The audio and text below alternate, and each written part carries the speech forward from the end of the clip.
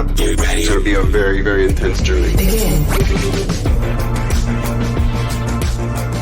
What's up, everybody? Welcome to episode 71 of Frame Skip, your weekly fun time show with the boys hanging out, talking about whatever in the world exists that has sometimes something to do with video games, and most of the time, maybe something to do with football. My name's Austin Eller. I'm hosting this episode, I suppose. I'm joined by Elijah. I'm trying to think of a new nickname for you on the fly, and it's really not working out too well. The ladies' man, Elijah Still. What's going on, Elijah? You had none of this coming in, did you? Literally none of it. No, absolutely. It sounded like instead of being even 2 steps ahead, it's like you were looking down at the floor and like, maybe I'll walk an inch more. Maybe. I appreciate you trying to wrap this up quick because you know the Red Sox are playing in 8 minutes. So let's just bang this podcast out in 8 minutes and we'll all get on with our night. Yeah. Speaking of the Red Sox, we got George. Red Sox Loftus. Are you wearing Red Sox right now, George? In honor of your team? I don't wear socks when I'm at home anymore. You're disgusting. You don't walk around barefoot though, right? Oh no, I got a L Bean slippers. Okay. That makes more sense. Yeah. Well, you should get some Red Sox. I mean, I feel like if you're such a huge fan, how do you not own? I am actually. I didn't. After George. I didn't watch them after the All-Star break because they fell apart like something that famously falls apart very quickly and very completely. They're playing. It's like a wild card single game elimination game against the Yankees tonight. So I'm excited to watch that. I'm getting over a cold, so I'm excited to just. Nice. Celebrate being healthy with hopefully a Red Sox win over the most annoying sports franchise in the history of every single sports franchise. Speaking of bare feet, I do want to ask a question. Does anybody wear Crocs? All right. How do I remove somebody from a call? How? I don't know how to do that. My girlfriend does. My partner does. Do you wear Crocs, Coach? The Coach Kyle Newman. We're also joined by you. What's going on? Do you wear Crocs? You know what? I never did. I made fun of my ex because she wore them. She was a lifeguard. But I do wear them now. I bought some when I went out to train in the summer. I know. And they're lifesavers. So what color Crocs do you have? Gray. Camo. I was going to say the camo. No, I don't do camo. I was going to say camo. Only on weekends when I... Mine are camo. But I have a pair of Spurries flip-flops that I wear, so yeah, those are good shoes. They make good shoes. Well, we're back for another week. It's fun to be here with you all. How have you all been? Any fun stories over the past week? You sound like, and granted, I've been watching a lot of Midnight Mass. You sound like a pastor. It's wonderful to be here with you all, and make sure to put money in the jar on the way out. and also with you, yeah. His sermons, literally, his sermons literally scared the hell out of me just by the way he was talking to the congregation. He's so good, bro. All of them are good. I just finished episode 5, so I got 2 more. Okay, yep. I just finished 5 as well. Oh, you haven't seen it all yet? No, I keep wanting to, but like something comes up and I don't have a chance to watch more. Yeah. But that one, I think it was the 2nd or 3rd episode when that song came on from Neil Diamond, Holly Holy. And that whole day, I listened to that song about 100 times the next day. Ugh. And episode 3 is the one where I had to like at one point just turn off the episode because I'm like, this is heavy. And I need to breathe a moment. And I had mentioned to Coach what part it was, and there was a very, very good discussion that took place in that episode. And right before that was basically this one character talking to this other one, and I don't know which one of those two deserves an award more, because that scene was powerful AF. And he's not lying. It was each from episode 3, because 1 and 2, it's all building character, right?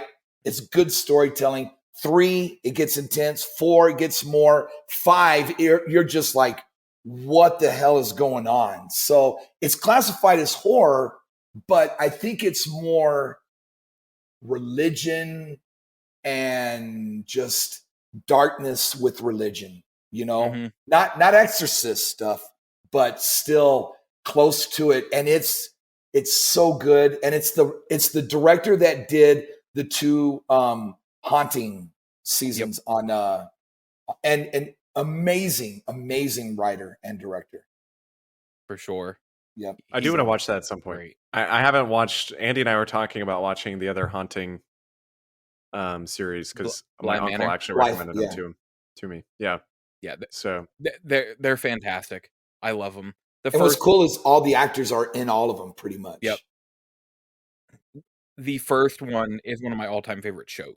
So, yeah. Also, that segment was for everyone who complains about us talking about fantasy football at the beginning. You're welcome. We didn't talk about it. Speaking of fantasy, no, I'm just kidding. we're not going to talk about much this week. Video games. But that's if you had exciting. Dak, you got a lot of points. I'm just going to say that out loud, but go ahead. Yeah. Before we get into our big topic of the show this week, though, I did want to ask you guys what you've been playing since we normally go through that. George, you been playing anything good this past week? I haven't. I'm at a weird sort of impasse. I think we talked about it before on the show where like I know I want to play something, but like no game is really sort of gripping me. I've sort of eased the gas off of oh my god, I can't remember the name of it. Deathloop. Like I haven't played that in a couple days. I started Red Dead Redemption 2 from the beginning. And like that game is beautiful. It's like playing like a Sergio Leone movie, but it's one of those things where I'm like, I don't know if I'm ready for like a 90-hour Sergio Leone movie. So I keep sort of like playing different games for like 20 minutes, an hour, just trying to like find something that really, really hooks me. And I haven't yet, unfortunately. So I'm going to say, no, I've been reading a ton of comics, which has been super fun. I'm more than halfway through the Empire event, which was like the big Marvel event from 2020. I don't love it.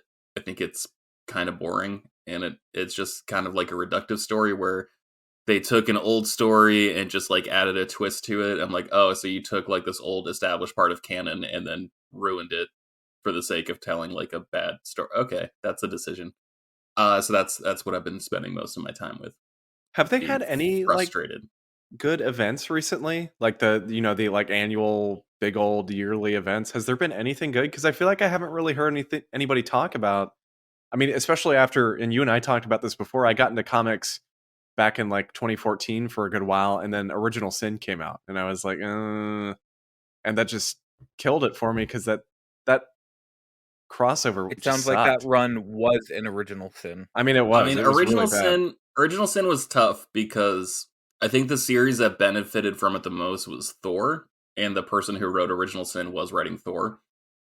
And so that was what set up like the Thor Odin's son being unworthy, and then a woman grabbing the hammer, and you're not entirely sure who she was, who had the power of Thor, and like that ended up. I finished reading like Jason Aaron, the writer, like his entire run on Thor, and it's excellent. Like it is top tier, some of the best comics I've ever read. As for like recent events, I think my favorite's probably been Secret Empire, which was like super maligned when it came out because it was like, what if Cap America was a Hydra agent this whole time? And so he just came out as like super authoritarian. I thought that comic was awesome because it was just like such a wild departure from the stuff they've been doing. I read Absolute Carnage, and that was super fun, but that was really just a tease. And I'm finishing up Empire now, which will dovetail into the King in Black, which is like the god of the symbiotes sort of like coming home to roost. And I'm super excited to get to that because I think like there's a few writers where it's just, and a few artists too, where it's just like, if your name's on it, I'm going to buy it. And Donny Cates is one of those writers. So I'm excited to get to that. I will check back in with you guys next week and let you know how that event shaped up to be. Awesome. Elijah, you been playing anything over the past week? So I don't have too much to say about this one, but I've played some Hot Wheels Unleashed. It's super fun. It's super arcadey. It's just a good time. It's not very in depth. It's a gorgeous game. You know, we've talked about before. The cars look just like Hot Wheels cars, and it's fun. It's stupid fun. I streamed it Friday night and had the worst I don't want to say crash I've ever had, but I managed to land the car exactly on the side of the track. So the side of the track is underneath my car and my wheels are off to the side of it, so I couldn't move. And whatever, it was terrible but awesome at the same time. I hate it when that happens to my actual Hot Wheels. Sucks. How do you like the game though? It's fun. It's not something I could say, man, I just want to play Hot Wheels all day. But it's one of those things where I could see myself, long day at work, come home, I'll do a couple races on the Hot Wheels before I go to bed. Is it better than the DLC for Forza Horizon? I mean, I loved that DLC, so I'm gonna say no. But also, DLC is so good. It's wildly different because Forza Horizon still has a very sim-like standard to its racing.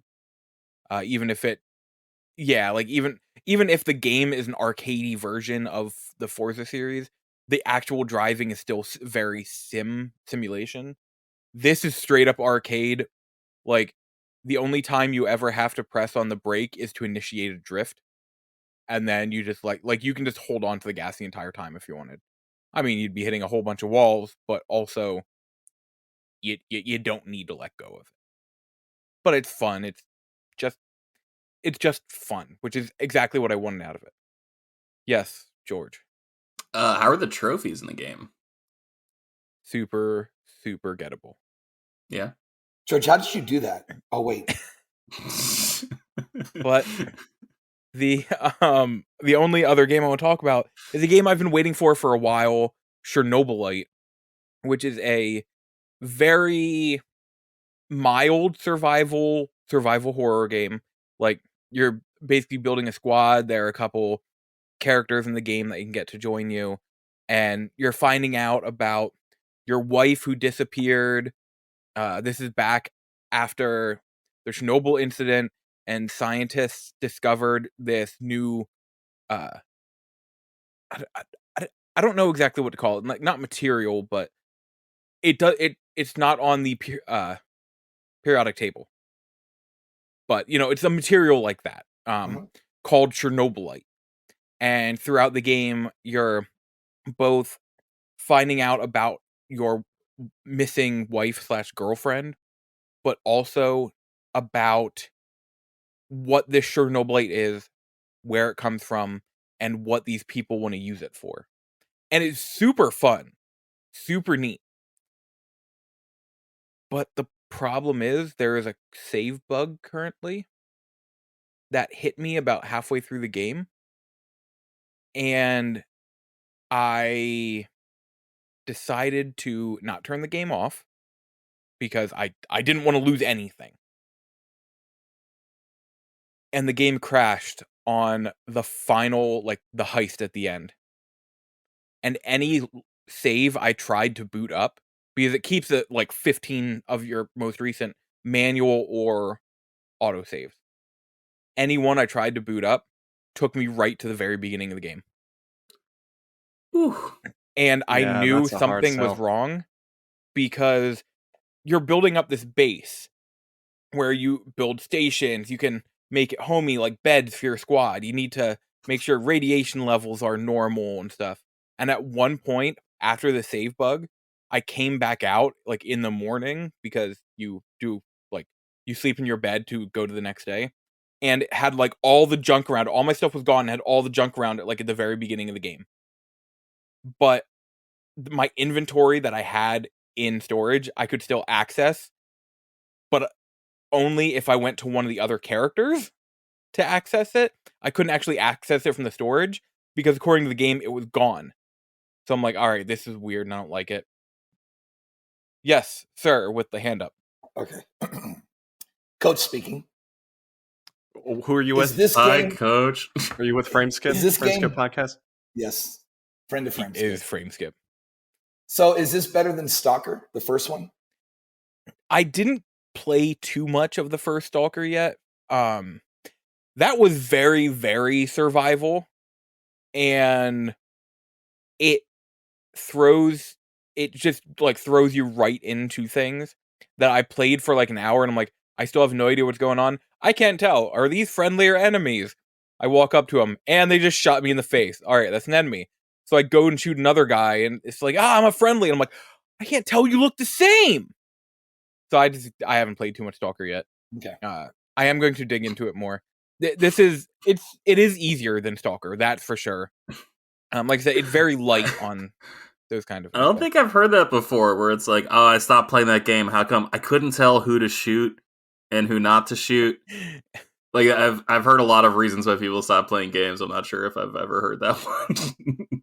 In the words of Unicron, it pleases me to be the first. But yeah, I enjoy the game. I want that to be fixed. I will play through it again. George, just so you know, the trophies are super easy. I literally only have one trophy left, and it's get an ending to the game. Wow, I mean, that sounds like the hardest trophy. Yeah, I was going to say. Apparently it is. Yeah. But yeah, the trophy is super easy. When they fix it, I do recommend this game. It's fun. I had a good time. Is this a common issue that people are having? I actually didn't know about it until because I was streaming it, and somebody came in and asked if I had gotten the save bug yet. So it has to be. I'm going to keep an eye out for for when they say about fixing that, or then I'll gladly play through the game again. I enjoyed it. For last week, I literally didn't want to play anything else. At all times, I was thinking I want to play Chernoblade. How long is it? How many hours have you put in? 13. Oh wow. When The Last of Us came out originally on PS3, it had a similar issue where it would, like, if you played it within the first week or so of launch, it would just eat your save. And Which so game? that's The Last of Us. And I remember a former friend of ours, former co-host of ours on a prior podcast, he had that issue. And I want to say he had played 7 or 8 hours and it just ate his save. And like he had to replay the whole thing, which I don't know. In The Last of Us, that's like to me, that's a game I don't really want to like go back and play through the first 6 hours again. Like the one that sucks too. How dare you talk about an X in front of me like that? The last thing I'll also add is Chernoblade is only $30. It's not a full price game, which I thought it would be. And for $30, yeah, that's pretty good. When this does get fixed, I do recommend it. I had a blast, and like I said, I'll gladly play it again. I feel like we're seeing a lot of that this gen, which is kind of cool. Like Chernoblade's $30, Hades $30. Pathless I grabbed for $30. Alan Wake is $30, and like I'm pretty cool with that, because like that was one thing on game podcasts I used to listen to. They always talk about where it's just like, have we fully explored like effective game price models? You know, like have we really? Is every game either going to be $14.99 or $59.99, or I guess now $69.99? So it's cool to see that these new games are coming out and like they understand, like they have a goal with their pricing, I guess, which is neat. Well, all of the new like indie games they're no more than $20 for the most part. You could get them between $10 and $20. So there's stuff out there. If you're on a budget, there's some really good games that are out there to be played. Where are we at as far as the $70 price point now that we're like a year into, I guess, what's now current gen? I mean, how do you guys feel about paying $70 for a AAA big title? I mean, I'm okay with it. Yeah, I guess it's a mixture of I'm okay with it because I do understand that, you know, the price has gone up for making games, yet the price of games has stayed at $60 for so long. 16 years. 16 years, yeah. And still at this point, it's not like every game is $70 now. So I don't mind spending $70 on the occasional one because like I get it. I totally understand. And like back in the day, Star Wars Shadows of the Empire was like $110. Yeah, I was gonna say 75. I remember brand new 75 at when it was out. Because there was no price regulation back in the day. Well, I mean, that makes sense. So they fit a whole galaxy into a cartridge. Yep. You know what you did there. Yeah. But yeah, I get it. I'm okay with it. It's I'm not gonna lie, I felt a little burnt by a couple of games I bought. Like I grabbed Returnal the day it came out, and I grabbed Ratchet and Clank A Rift Apart the day it came out. I feel like a little skeptical, I guess, about like I'm sure there's gonna be some games that I will purchase day one with like no regrets. Like I assume Star Wars Knights of the Old Republic, if that game comes out at 70, like I'm probably gonna buy that, no questions asked. But for me, it's making me like a little bit more hesitant about grabbing games on day one, just because like these games will fall in price. Like how many PlayStation games have you, or PlayStation 4 games specifically, have you guys grabbed for $20 or less? Yeah. Like I managed to grab all of the Resident Evils for $14.99 each. So it's just like, all right, this will just encourage me to really sort of like play my backlog and just wait. And like it really, yeah, Coach is holding up a copy of God of War, the greatest hits version for $20. And like, not that game's not worth 60, but like if you're not going to play it anytime soon, like why would you go full price on it? And it reminds me of like Marvel Unlimited, which is like how I've been reading these comics lately, where it's like, I think it's $70 for a year. So it comes out to like a little bit more than $5 a month. And it's like the one drawback is that the books come out on Marvel Unlimited 3 months after they hit print. And so it's like, all right, so I'm not reading this the month it comes out, but by the same virtue, it's like, it's cost me like a little bit more than a comic book and a half to read everything Marvel's ever printed. So like, that's like a fair trade-off, So just wait for these games to come to PlayStation now, I guess is what I'm saying.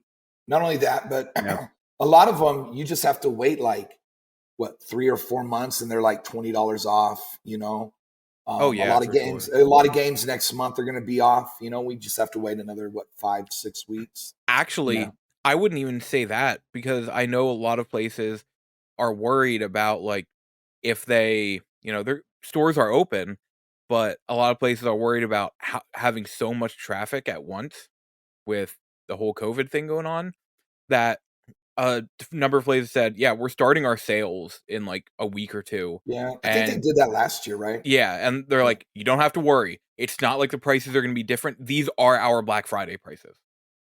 Well, that, and also like distribution's been like a nightmare for stuff. Like, yeah, I read some report on Bleeding Cool, I think is like the name of the website. I can't remember which one, but it was like comic book printers like literally don't have enough paper to like print comics right now. So it's just like, oh man, this is like affecting everyone. And like the price for I've been bagging and boarding comics lately. Like the price for bags like shot up, and so like I used to be able to get 100 bags and 100 boards just so I could like organize and like protect my comics. That used to be like $12 for both. Now it's like almost 30 for that, and it's just like, damn, like this is just COVID really threw a wrench into a lot of things. And I know places have been having trouble getting games, even like not just like today. My copy of Alan Wake wasn't there. But I've seen other places that have just had trouble. Their games haven't come in on time, or they just didn't get them because there weren't enough printed. And then I'm also worried. Well, I was worried about the Skyward Sword amiibo, but I forgot. But I guess I had pre-ordered it, so I did get it. But GameStop for the last month has had them in stock. So the point I'm trying to make is this week, Friday, Metroid releases, right? And I really want those amiibos. So it may not be in stock this week or next week, but I'm hoping that the same thing that happened with the because that Skyloft amiibo sold out quick. So I will go down to Fort Bliss and see. Fort Bliss gets crazy stuff.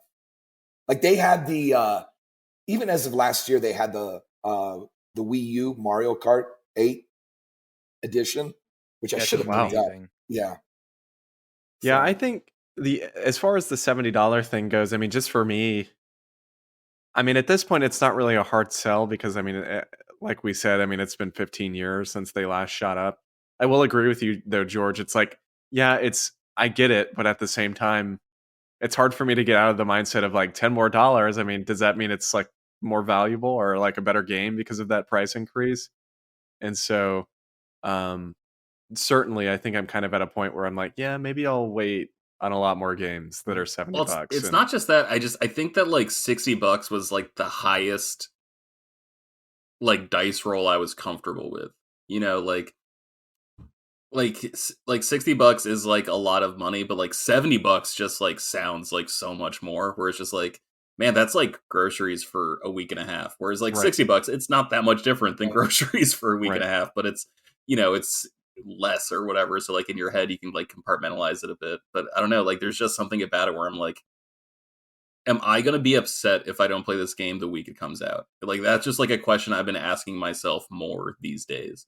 And then there's like other games, like I bought Aliens Fireteam Elite before the reviews came out because that game was $40, and I'm like, okay, screw it. Like, yeah, it's only 40. Yeah, I'll throw some money towards that.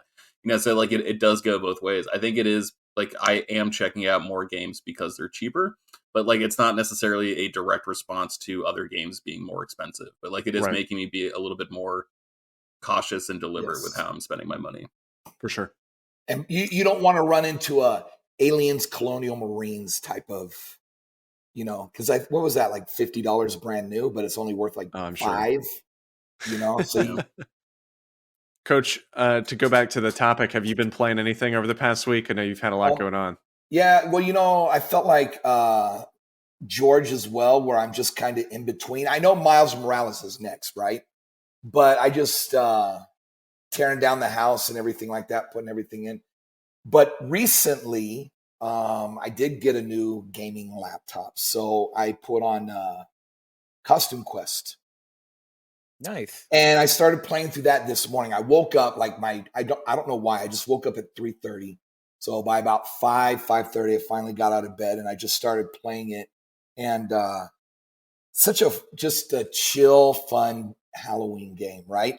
And then based on our conversations, what you and I have been having, I also installed Arkham City on my computer because I wanted to see how it runs. Because I went to my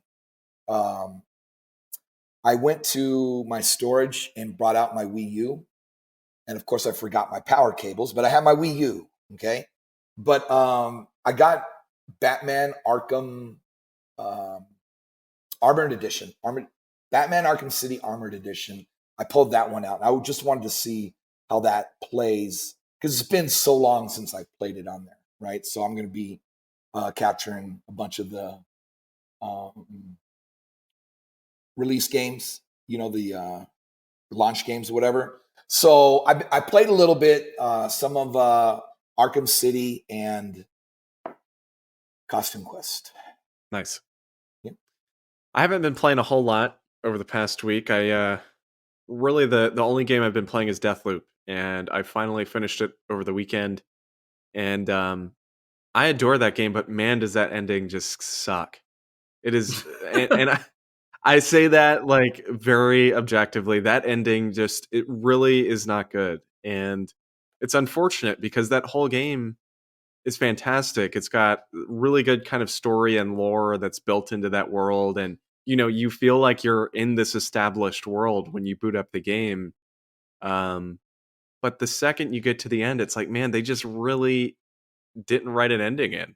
Like that's what it feels like. I mean, it's extremely abrupt. You get no closure whatsoever. You get no explanation as to what the loop is, for example, like which is, I mean, pretty much the biggest question you could ask. It's odd.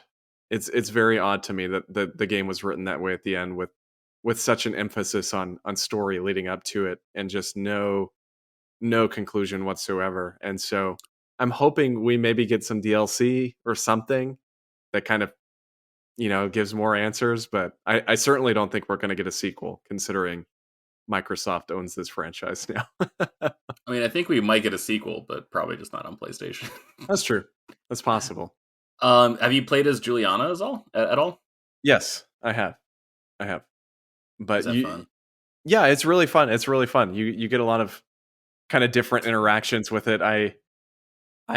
I'm still not great with her because I'm like not amazing at fighting other actual real people in that game. But there was one time I was like following this guy around and I just like point blank or straight up shot him like right in the head, like a foot away, and he just died. And I was like, oh, well, there you go, buddy. That's what you get.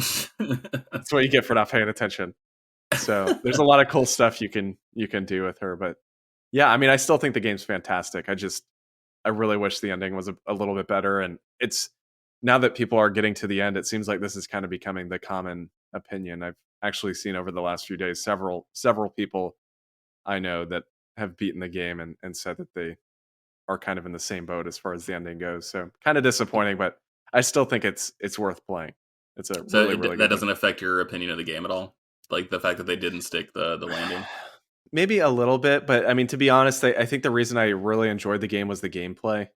And so I kind of had to be real with myself and be like, okay, in the end, how much did this like disappointing ending really affect my enjoyment with this 25-hour long game? And the reality is not really that Yeah, much. that's like the So, conversation people were having with Game of Thrones, where it's just like, oh man, the first like 6 seasons were like perfect television.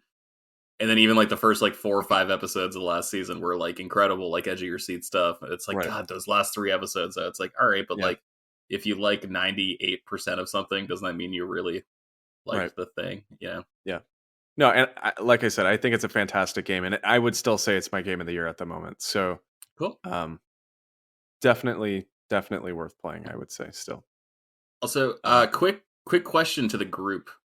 So in Arkham City, like so many people dress up. So does that make it count as a Halloween game? You know, you got like Killer Croc who's spooky. You got Scarecrow who's spooky. Like you got probably Man Bat somewhere, right? I don't know. I never played City. Who's spooky? It came, yeah, he is super spooky. That game came Actually, out like right before finals. that's actually not too far off from the truth. Oh, really? Okay. Coach, do you remember when Man Bat shows up? Do you remember that? Bro, I'll never forget that. But I will say You this: will never Arkham forget that. Origins, yeah, Arkham Origins is a Christmas game. Yeah. True. I'm excited. I actually bought that game, and I'm going to play it around Christmas. I've never touched What it before. what I'm system? Really excited. PS3. You have a PC? No. Because I think that's the definitive version. But if you're doing it for trophies, George and I have that very much in common. If someone asks what did we get it on, just assume it's a system with trophies. Yeah. It's disappointing they never brought that game, like remastered it or anything. It's like the Yeah. forgotten that is child. such a redheaded stepchild. I know. Sorry for any redheaded listeners we have. It's just an expression. Who also I'll might try be to stepchildren. improve my language Yeah. going forward. I'm not But man, that just like same thing. Like I can't believe they never like remastered like Uncharted Golden Abyss. Like I think that Yeah. game's fantastic. Yep. And like that game should be playable in other places. And like a lot of the stuff you can do because like there's a trackpad on the controllers now. So it's like, Right. okay, so like we can do 80% of the Vita functionality with a DualShock. And god damn, I just don't know, man. Like Arkham Origins fell through the cracks. This would actually be a fun episode if we like try to come up with a list of games that fell through the cracks that Yeah. shouldn't have.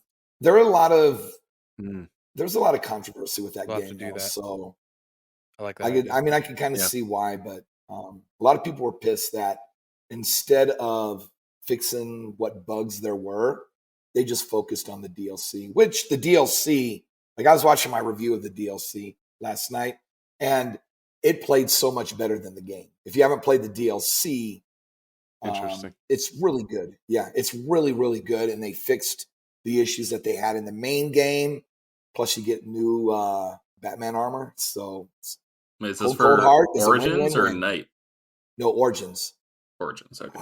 Yep. And plus, hold on real quick. I got one little Yep. thing. Troy Baker plays a good Joker. Yes, yeah. yes, he does. Yeah.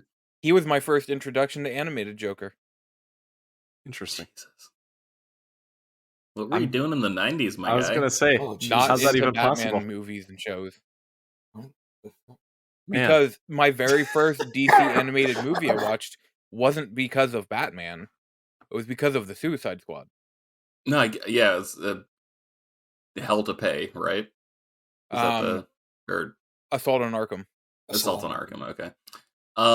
Man, that's just so weird. Like, how did you get through the 90s, like dodging Batman the Animated Series? That's so strange. I've still never seen it, so technically I got through the 2000s and the 2010s as well. George, this is not the first time this has come up on this podcast. It's not. Won't Sorry. be the Well, it's last. just this No. feels like, you know, like the Japanese soldiers that they found on like the islands like 20 years after World War II who like thought the war was still going on. Like this is just like it's like Elijah, like what bank vault have you been hiding out from the apocalypse in that like you didn't 76. watch seminal 90s cartoons? I remember when Elijah told this to Seth, it was on this podcast. It was specifically on Frameskip, I'm pretty sure. And Seth just had Lost like it. a mental Yeah, it's because we were Shut talking down, about yeah. Harley Quinn.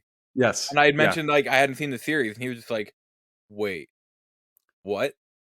Yeah, that feels. I might have been on that episode. That feels familiar. You might have been, George. You might have been. Well, speaking of It's on animated, it's on HBO. Go check it out.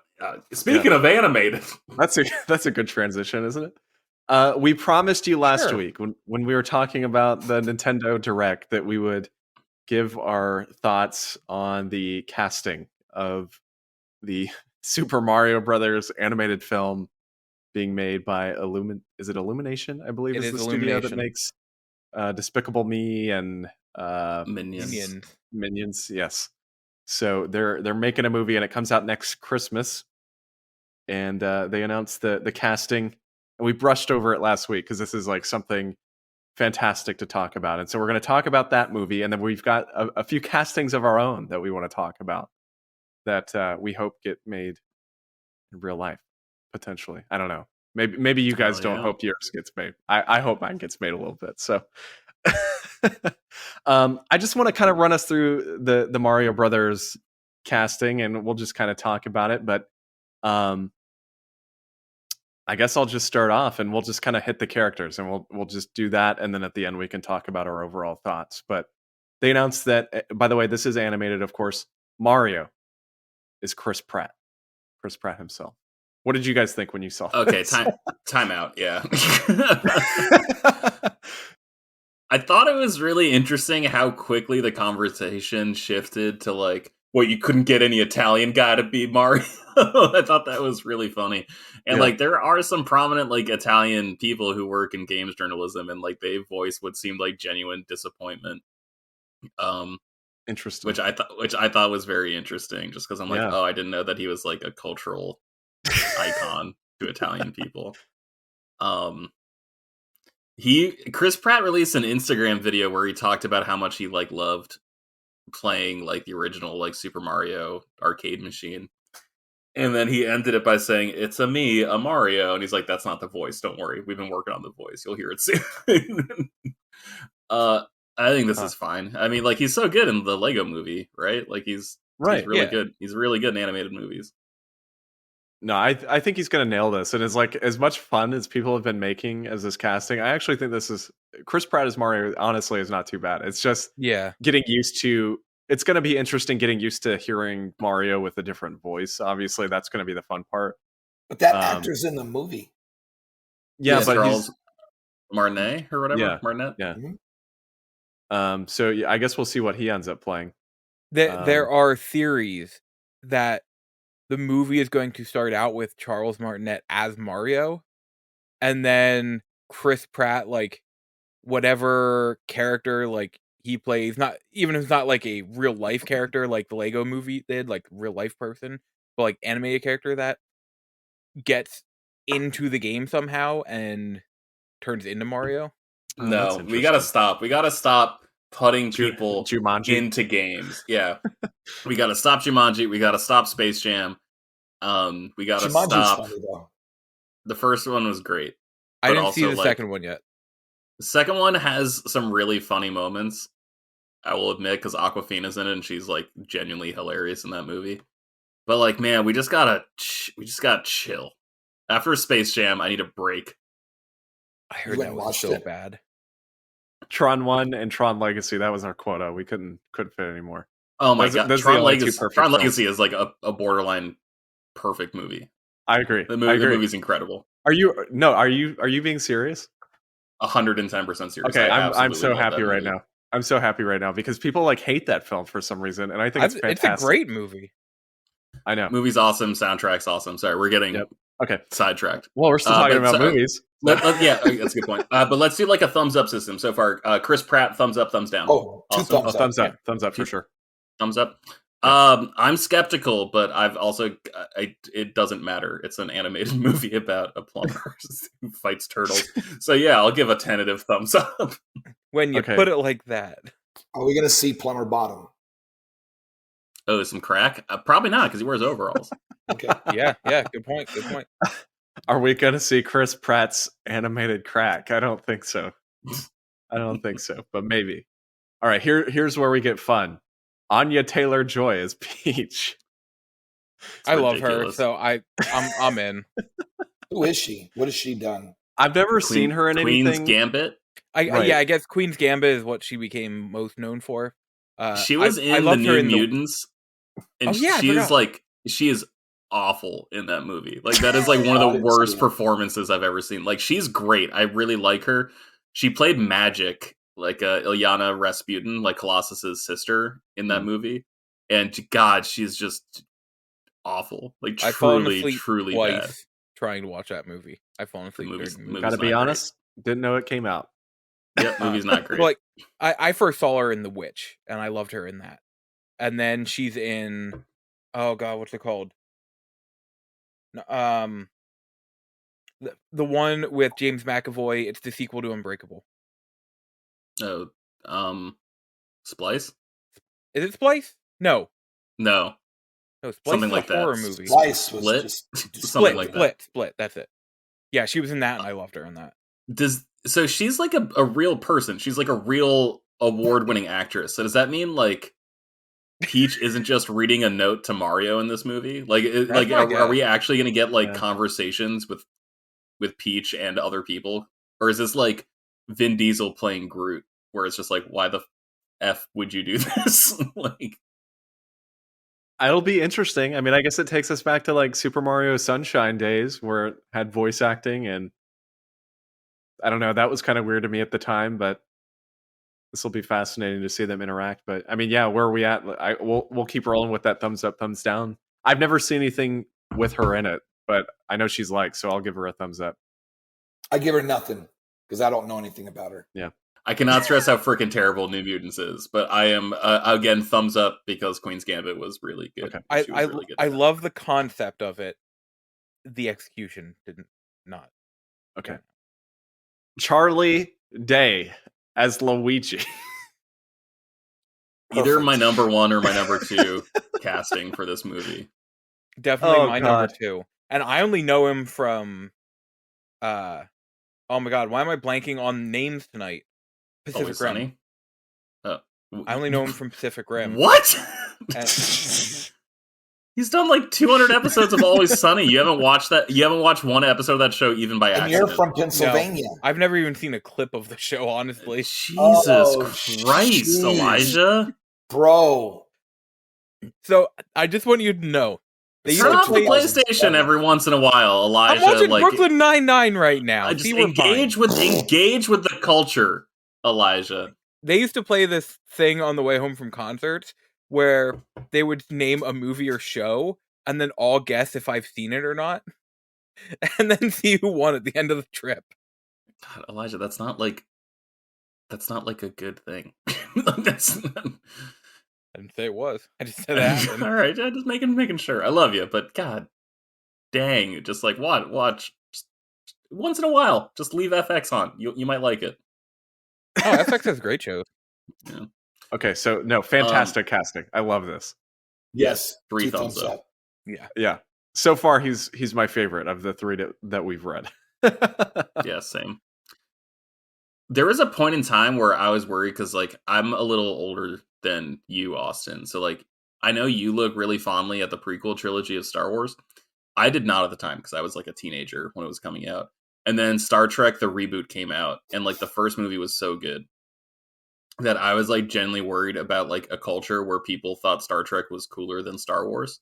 Which like Star Trek is fine, but it's not cooler than Star Wars. But because of those movies, like, are we entering a realm where Luigi is going to be cooler than Mario because of Charlie Day as Luigi and Chris Pratt God, as I Mario? hope so. Like, is Luigi finally would going to be get awesome. his due? Is this Yeah. the actual year of Luigi? Coach, I know you're a big Luigi fan. It's going to be fun. That's all that matters. Is it's going to be fun.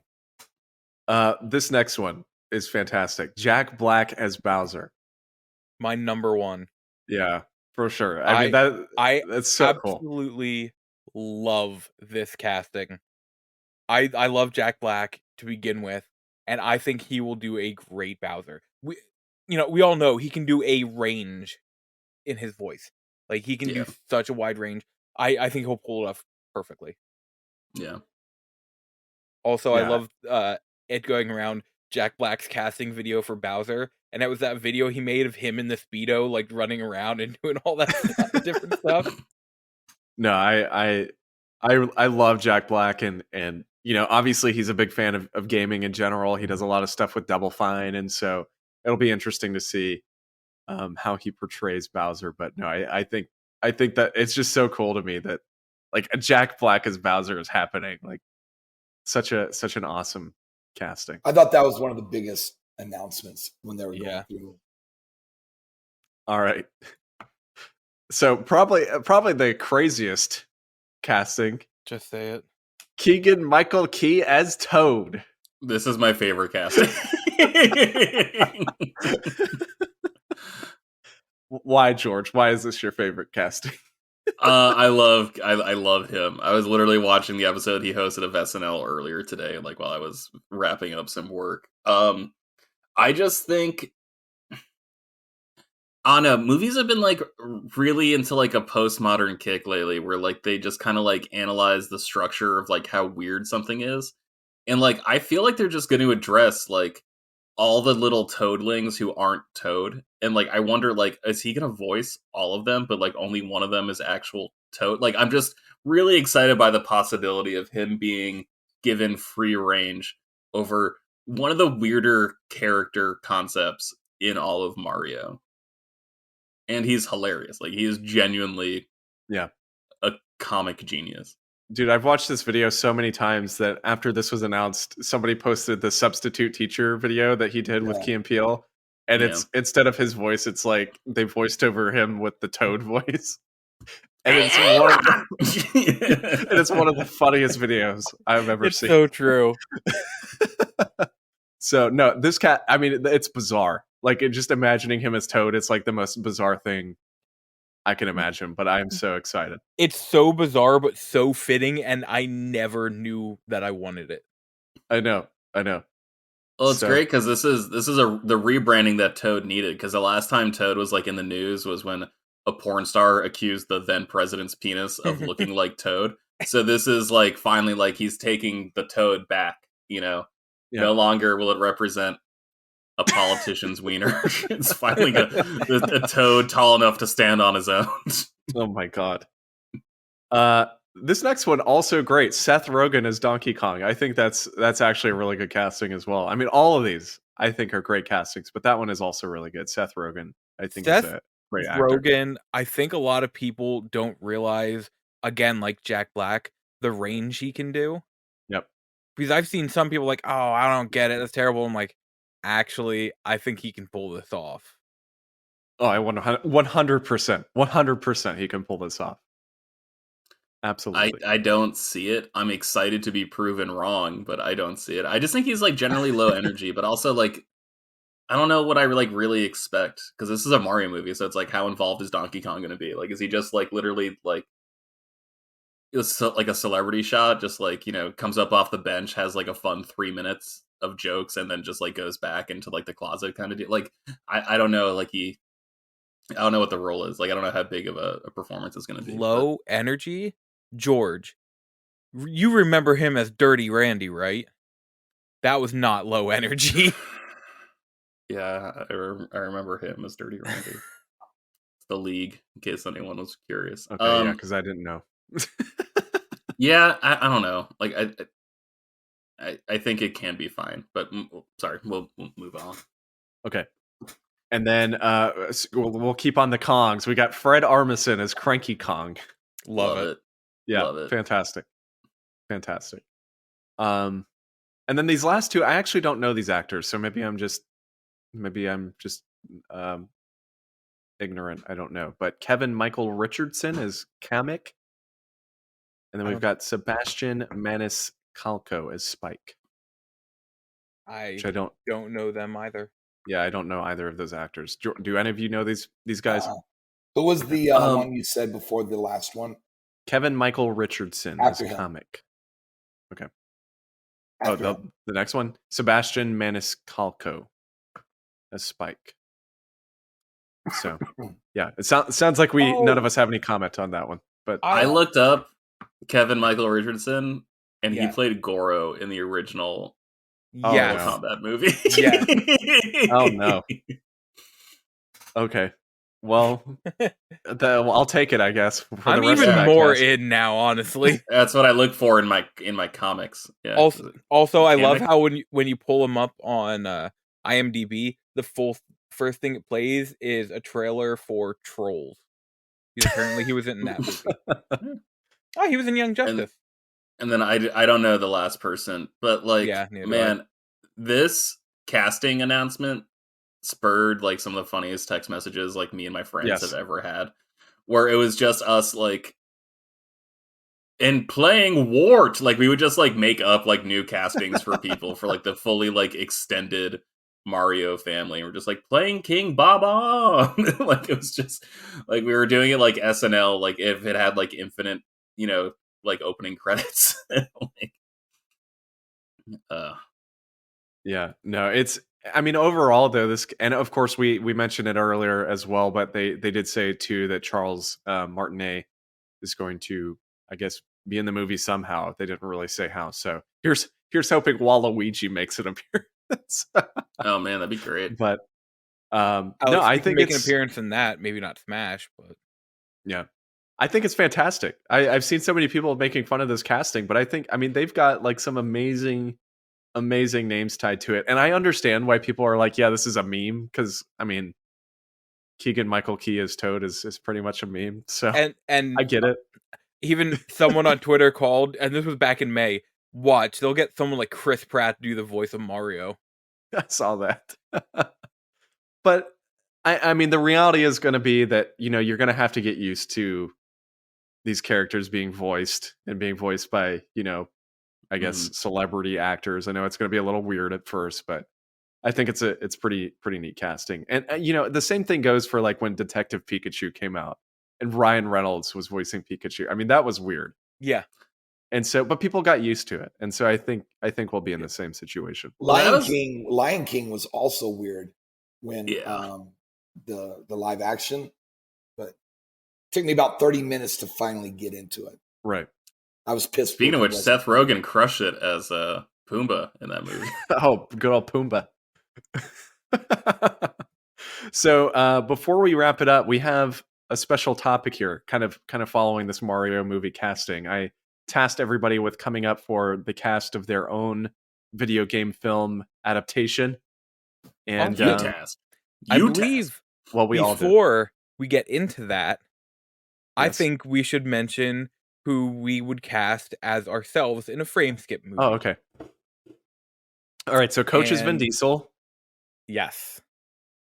Does anybody disagree? Are we all agreeing that Coach is Vin Diesel? No, much like Vin Diesel, Coach is all about family. I get it. Elijah, Coach, can you do me a who would favor? Can you wait? Hold on, Coach. Can you say you can have any brew you want as long as it's a Corona? Can you say that? Corona. I'll take it. Close enough. Yeah.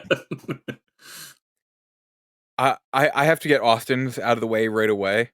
And this actor is much more known for curly hair, but I imagine give it a nice slick back and nice style down. Austin would be Michael Cera. I was thinking Michael Cera too. I would think John Krasinski. John Krasinski? You think John Krasinski, Coach? Yeah. Yeah, For like you? season one, maybe. Yeah, John season Krasinski. one. Maybe season 1 or 2 of The Office, yeah. Yeah, dude got yoked after that. No offense, Austin. No, it's okay. I weigh like 100 pounds, so I don't think I'm at that level.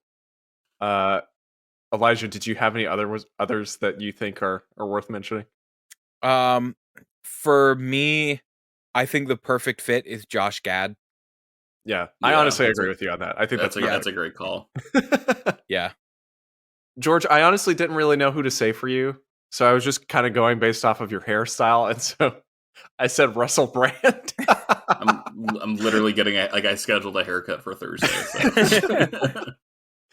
No, So normally maybe my hair casting is will like change. shorter than. Normally my hair is like somewhere between Austin's and Elijah's length. This is just I've been too like paranoid to go get a cut during COVID. That's fair. Right. But also I like broke two hair ties the other day, and I'm like, you know what, this sucks. I'm gonna not deal with hair ties. Anybody else have any castings they want to mention, or shall we move on? I All think right. we should. I would say Troy Polamalu for I Jorge. approve. For me, wow, I Yeah. approve too. That's really sweet. George, I can't believe you're doing all these Head and Shoulders commercials. Oh my Yeah. god, those residual checks. Love it. Love it, love it, love it. All right.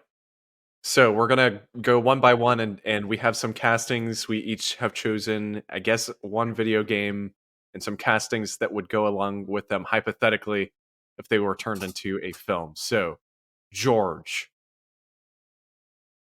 what say you? I selected Street Fighter as a video game that I wanted to cast. And I've got a bunch of like alternates for these characters, but I've also got like a list of like my first choice. So let's go for Ryu. I'm gonna go with John Cho. Okay. Yeah. Okay, I like it.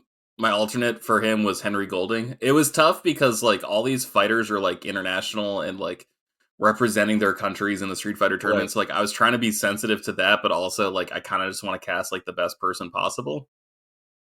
For Blanca, I couldn't decide if I wanted it to be like a person in a suit or like a voice over an animated character. So if we're doing person in a suit, I thought Dave Bautista made the most sense. I like that. If we're doing voice, because like I actually went back and watched a whole bunch of cutscenes with Blanca, he like doesn't really have a Brazilian accent. Even though he's from Brazil. So I went with Brandon Fraser as like the voice for Blanca, which I'm I thought could already be in. fun. Yeah, I'm so in with this. For Guile, I got Henry Cavill's like my number one if you're gonna be like super authentic. I also thought Donald Glover would be kind of sick as Guile, just as like a different take on the character. Also, like I would watch Donald Glover in literally anything. Yeah. For Ken, I've got Zac Efron. I love him. So much. I love this. I love your him. casting. I love him, and he's just like dude's built, so like I think he could do it. For Chun-Li, I've got Gemma Chan. Okay. Nice. For Zangief, I've got David Harbour. Yes. Yep. I would think Batista, but go ahead. I think that's a good one too. I've cast a whole bunch of people as different characters. We're going to talk about that when we get into like the villains. For Dalsim, I've got I'm torn because like I think if we're being sensitive to like these characters and like where they're from, I think the answer is Kumail Nanjiani, especially after he got ripped for Eternals. But I really want to see Oscar Isaac as Dalsim, but again, trying to be like respectful of these characters and their nationalities. For Cammy, I've got Blake Lively. No, yep. For Balrog, I've got Jaimin Hansu.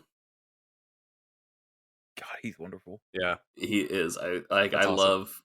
love Never Back Down is like a legit like top 20 favorite movie of mine of all time. For Vega, I'm torn between either Cillian Murphy or Pedro Pascal. Oh, I could see Pedro Pascal. That would be a good one. I like that. Or Cillian Murphy, like the dude from Peaky Blinders. For Sagat, I've got either Tom Hardy or Michael Fassbender. Tom Hardy, man. I think Tom Hardy would be. Yeah, that's got to be the one. And then for M. Bison, this was the hardest one. I've got 4 different people that I'm willing to work with on this. Oscar Isaac, who was previously mentioned, I think would be an awesome M. Bison. Yeah. Daniel Craig, I think could also be like an interesting M. Bison. Mads Mikkelsen, again, I would watch him in like literally anything. And my curveball pick is Bryan Cranston as M. Bison. Those are all really good. Those are all really good for M. Bison specifically. That's awesome. And for E. Honda, I couldn't decide who to cast as E. Honda, so I wrote in my notes, like, not cast. This movie will take place in Japan, and E. Honda's name appears on a marquee in the background, setting up a sequel. But yeah, God. that's Street Fighter 2. And I don't want them to do a Street Fighter 1. I want them to literally just make Street Fighter 2 and like Right. just pretend the first movie happened already. Just no one's seen it. And then Yeah. just go straight into that. And then the third movie will be called Street Fighter 2 Turbo. I love it. Man. Coach, But that's a How new about Street you? Fighter movie coming to you in 2023. Enjoy, Right. everyone. So I had a little bit of time to think about this today, but I was thinking if they were to make a movie based on the NES version of Contra, I would have man. none other than Emilio Estevez and Charlie Sheen. I approve. Get a little God. hot shots action in there. That's fantastic. And for my runner-up, I would have Kiefer Sutherland play the lead role in Red Dead Redemption. Oh, that's Oh, that's interesting. good. Mhm. I actually like that one. Yeah, that's interesting. Wait, sorry for Contra. Can we make it so Martin Sheen is the one who's giving them orders? So it's just like a completely family affair. Oh yeah, definitely. Oh, that's a Right. wonderful idea. Yes. Sweet. I love that Kiefer Sutherland pick. That's great. Yeah, I really like that one. Elijah, how about you? I know you're excited for yours. I chose a game that's near and dear to my heart, and I know it's near and dear to Austin's as well. So for Alan Wake, my choices for Alan himself, David Duchovny. Oh Oh man, hell yeah! that's good. Really? That's Wow. oh my god, dude! You don't. There was like a Skinamax porn show called The Red Shoe Diaries, where it was called Zalman King's Red Shoe Diaries, and it's basically like a short story was being read, and it was just like a pornographic short story, and David Duchovny was the narrator. So like it already feels a little like Alan Wakey, and with X-Files, like it's Right Yeah. perfect. For his wife Alice, Cameron Diaz. there, you go. Love it. For Tor and Odin Anderson, aka the Old Gods of Asgard, Ian McKellen and John Malkovich. Oh my god. Ooh, John Malkovich is a great call. Not that Ian McKellen For isn't, but Barry- he's really old, so I'm scared. He is, but also he looks like he's either 60 or 100, so it's kind of he can play in that range. There's no in between. For Barry, his manager, Jonah Hill. Oh, that's a good one. Yeah, for his character. Ooh, yeah. wait, sorry. Are we doing chubby Jonah Hill or are we doing lost weight Jonah Hill? This is kind of like in the losing process, Jonah Hill. Okay. For Ben Mott, the lodge worker, Peter Stormare. Nice. Carl Stuckey, the gas station owner, Woody Harrelson. Oh my god, that's perfect. Yep, right? I love that. Cynthia Weaver, aka Lady of the Light, Glenn Close. Ooh, Nice. maybe she'll finally win an Academy Award for her performance in Alan Wake. She was nominated 6 times and never won. which is sad, because she deserves it. And for Dr. Emil Hartman, Michael Madsen. Ooh, Yeah. nice. Yeah. Yeah. I like that. I would watch that movie or show. However they were to put it out. All right. And so the one I chose is actually like maybe kind of already happening, but like maybe Yeah. not, because I'm not convinced that it's ever going to come out, but Metal Gear Solid. And I was like trying to think of who would be Snake, but I have to be honest, Oscar Isaac as Snake, which they've already cast, is like literally It's perfect. So I don't think I can cast anybody else. I mean, he's fantastic, and I could just see him in that role. Colonel Roy Campbell, I'm going to give it to Ron Perlman. God, yes. All right, yeah. By the way, this casting's a little strange. So in case, it's kind of You know going what? off the So Keegan is Metal Michael Gear, Diaz Code vibes. so roll with it. Yeah. Yeah. Otacon, who is of course Snake's kind of Otacon. buddy. Otacon. I'm going to give to. I'm gonna invent a time machine, and I'm going to give it to Bill and Ted era Keanu Reeves. Okay. Jesus because I could Christ. just see it. I could see that one. Meryl, who's of course the soldier you come across and ends up being a good friend of Snake's. Just because I think this fits. Bryce Dallas Howard, I think it's Ooh. Okay, yeah, I could see a it. really good fit I see it. for her Yeah, that's good. character. Gray Fox, coming off of the hit movie Suicide Squad. I'm gonna give it to Idris Elba. That's So why I I think was when you mentioned Gray Fox, I'm like, Yeah. I feel like Idris Elba could do that. I think that's a really good casting because he's kind of like the mechanized, like robot. You never really see his face type character, and I could just really see that with him. Liquid Snake. All right, here's my fun one. Liquid Snake. I'm gonna give to Owen Wilson. Wow. And I wrote here Owen Wilson, with his long hair, lots of laughing. I can see it. We say all this about Owen Wilson and like his comedies and that. He does not get enough recognition for. Did anyone see Behind Enemy Lines? Yes. No. It's Yeah, a great movie. Yeah, it's I really love good. that movie. it certainly is a movie. Yeah, And George is like, it exists. We'll end there. I remember I saw that movie in theaters twice because I was obsessed with it as a kid. It is fine. His dramatic roles I find much more interesting than his action roles. Sorry, who is he playing, Austin? Liquid Snake. So Okay. he's like the long hair snake clone. He's So- like the bad guy. And So that wouldn't be Oscar Isaac? no, Okay. no, because I'm not going to go into it. But Liquid enough. Snake Okay. is an imperfect you- clone, and so he's not the same. No, you guys know better. Yeah. That was me trying to understand. That wasn't me trying to recasting couch your And then stuff. I'm sorry. My last one is Revolver Ocelot as Jeff Bridges. Oh hell yeah! Oh my god, yeah. Because I could just see that one. So those are my picks. But so if you guys could watch the movie that you just pitched, would you do it? Or are you like really behind those choices? Yes. Yes.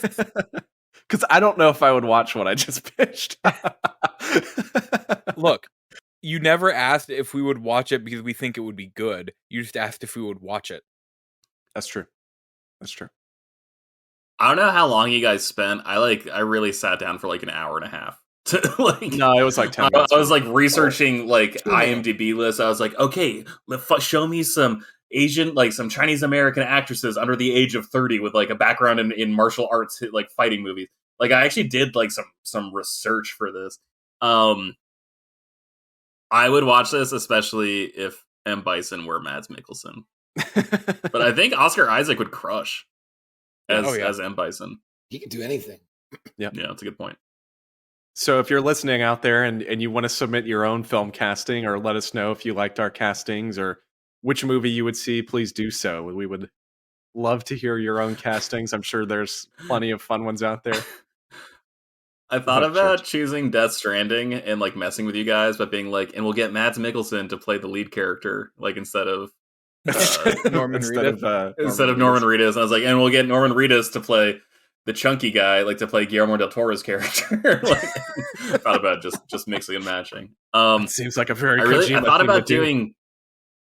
doing Gears of War. I'm kind of interested. If we have listeners who care about Gears of War, I would love to hear your casting for Gears of War because like I've got like a small list that I'm curious what other people would think of that franchise. Dave Bautista has been pushing for that Yep. role for so Yeah. long, and I actually think Dave Bautista as Marcus Phoenix is actually pretty good.